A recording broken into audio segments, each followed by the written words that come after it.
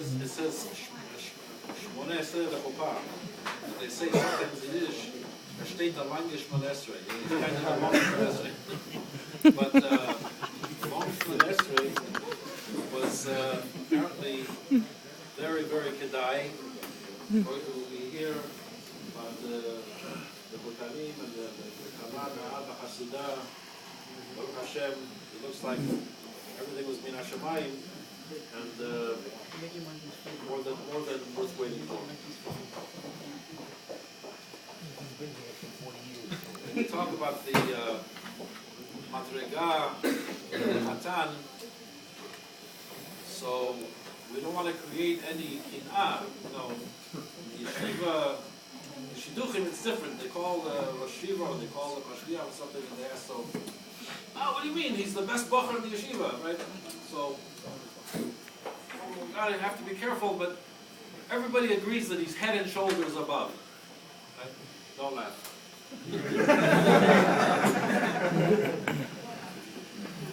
But seriously, we won't offend anybody by saying he is the best.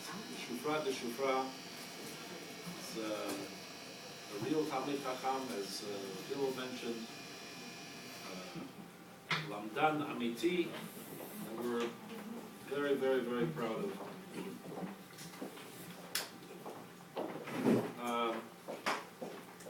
I'm not really going to make a drasha in the sense of particular chords, but I want to talk a little bit about family background, as I recall over these number of years that I'm here in the community.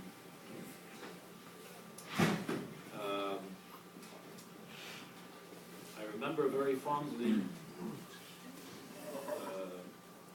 Abdil Ben Chaim the grandfather of the Hatan, Mr. Yitzchak Mizrahi, Isaac Mizrahi, Alav Shalom, who was instrumental in our being here, because when we were deliberating whether we should buy this building, not buy the building, if I told you how much the building cost at that time, you'd look at me like I was crazy. Well, what was the question? But it was quite a few years ago, and at that time, for us, it was a lot of money. And he really gave us the chizuk and the encouragement to go ahead with it, and he was helpful to help us realize that goal. And it wasn't a one-time thing. He was always there for us, always there for the yeshiva. He was a person that felt a harayut for Torah and for the Sibur. Yes, we had meetings in the house, and Grandma Esther, Aleh Shalom, also was very helpful for the yeshiva. You know, nowadays Chinese auction is like, we never heard of a Chinese auction, but at that time it was something brand new. I think we had, Rochelle, correct me, but I think it was the first Chinese auction ever.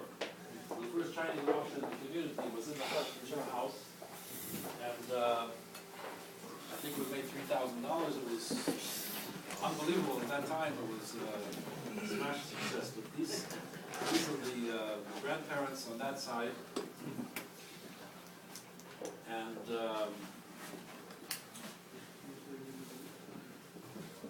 your grandmother's father was Mr. Joe Tawil. I remember very well. Mr. Tawil. He was one of a few very special Baalei Batim that had, we spoke before about the love of Talmidei Chachamim. This was a tremendous love of Talmidei Chachamim and the Maaseh, not just the theoretical love, but he and a few others used to go out and raise money to pay for the tuitions of boys. There weren't so many B'nai Torah at that time, but boys that were learning out of town in Baltimore and Israel and other places. And And he used to come, and he was so happy that he could come and bring us a check. Remember, his joy in being able to help out in the yeshiva in its earliest days. So the background really is a lot of Ahavat Torah, a lot of Ahavat Hashem, and Tibadu Lechaim, you have all that working for you, and Tibadu Lechaim, your dear parents. Michelle is always there for us from the first day, giving us her sons, giving us her time, her money, her energies, and it's legendary. But this is the time and place, I think, to express some hakarat hatov for all of that. And it runs in the family. Your uncle, Nisim Mizrahi, Nero Yair. I think when Nisim Mizrahi caters a simcha, right? So we could definitely say, anybody that's there could say afterwards, he could say Birkat Balabayit. Because by him it's a labor of love. It's parnasa, but it happens to be parnasa. But there's Birkat Habayit. You say Birkat Balabayit, Birkat Oreach. Birkat Oreach.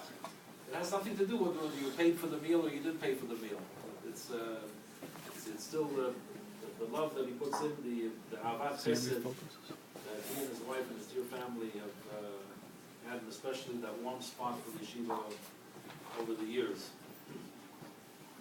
On the Tzad Dekala, Rami, Nero Ayir, we've met before, a number of years ago, had maybe not such a close relationship, but we felt the warmth. And in recent times, we've had the pleasure of getting to know your son David,